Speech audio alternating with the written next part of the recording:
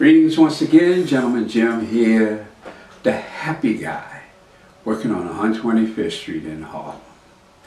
It's the next day now. I'm so excited.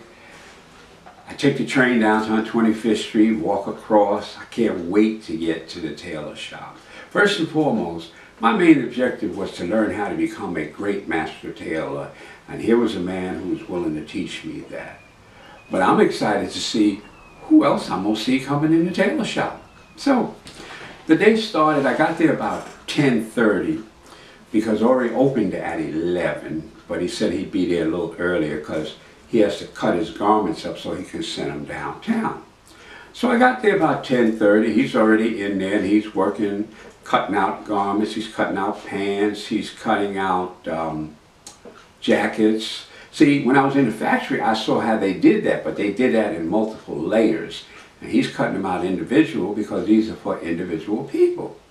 So I stood there for a minute, I watched him. He wanted to show me some things. He showed me how he sized and graded them according to the person's fit. He had patterns, so he would scale the pattern up or down to fit the client that he had. Now this was something I didn't know because in the industry, just cut one size for whoever, they cut the sizes, but they didn't make any adjustments. I saw how he made adjustments.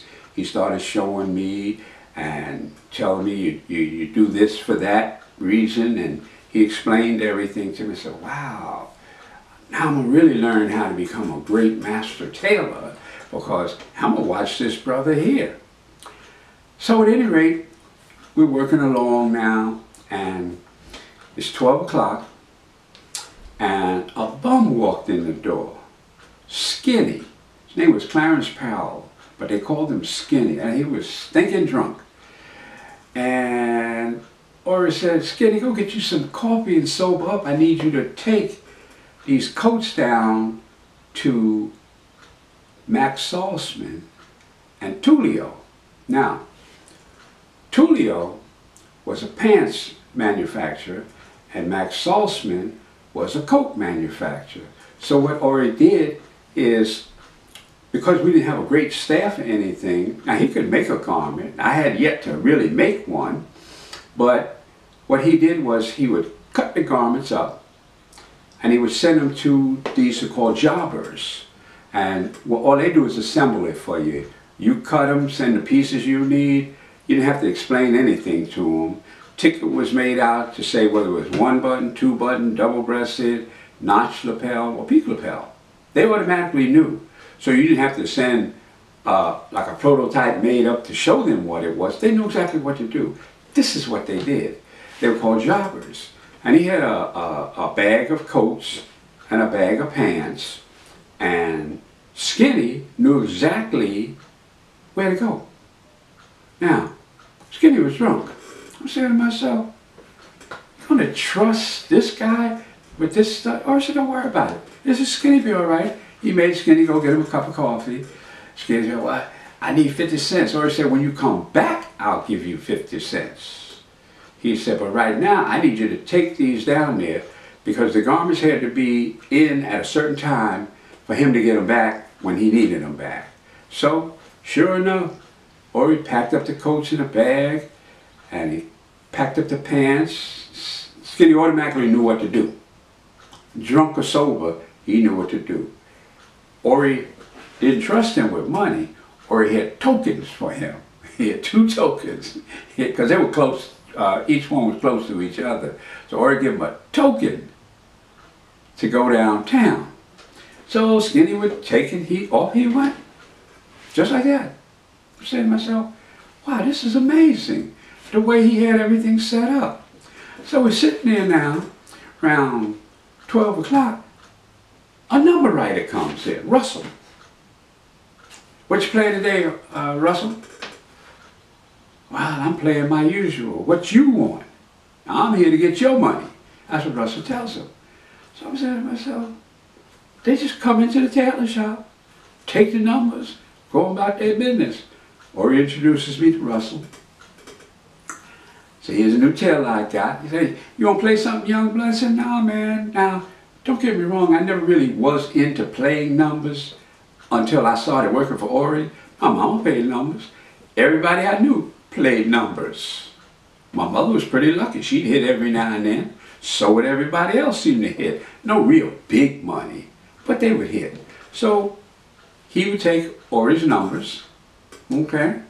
Then half an hour later, another guy comes in. He a number writer. I went, damn, I'm trying to figure out how many guys come through here. Now, Ori's pet number was 203. That's what your favorite number they call a pet number. See? Now all through Harlem, that was it. And I knew from growing up in Harlem how they told you what the number was.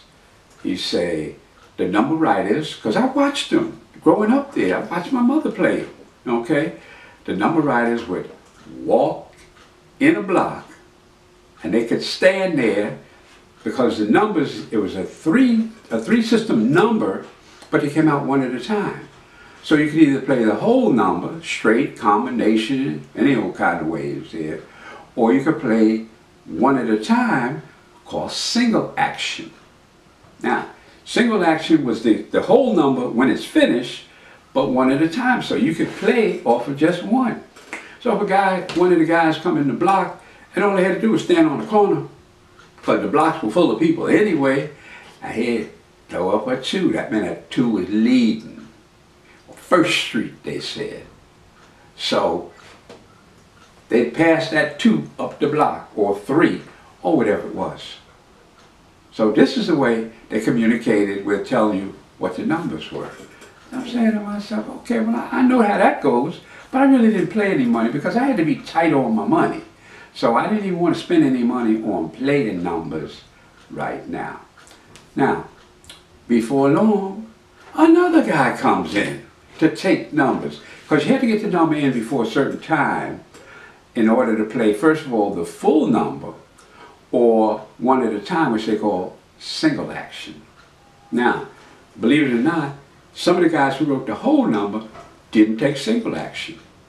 Then they had guys that just took single action, or some of the number writers took all of it, you know. Russell wanted to take everything. The whole number, single action. They had a night number that came out. They call it the Brooklyn number. That came out. So they took that too. But they would go out. And when the next number came out, guy would say it was 2, 2 was leading, it was 0. They'd do a little 0 sign. So you knew it was 20, the number was going to be 20 something. So if Ori's number was 203, so what would happen is, if the 2 and the 0 was leading, the guys would come in and what they call a save, meaning you got 203, I got 202, another guy had 201, they would save, meaning that if any one of those 3 numbers come out, they would give each other monies. Now, that part I didn't know about the save thing, because my mother would just play her numbers, go off to work, come back, she knew what the number was. So this was called a save. So I kept saying, wow, I'm getting a total education here of the streets of Harlem and how fast things worked in there. And they worked so fast, I couldn't believe it half the time. How they did things, how they got, all of this. Because see, it's different when you just live in the neighborhood and go off to work, come back. But now I'm in the neighborhood every day. So I want to tell you guys next time I come back with you how these entertainers started coming in to Ori's. But that's the way they played numbers back then. And I watched Ori and the whole crew of guys do this number thing every single day. So I'll be back with you, give you another little story, because I got a lot of stories to tell you. And every time I tell a story, I want you guys to remember that the brother from Harlem with the high school education, he gets excited every time he tells this story. Because I remember back and say, wow, what an experience. So once again, I bid you all farewell, brother from Harlem, high school education. Thank you.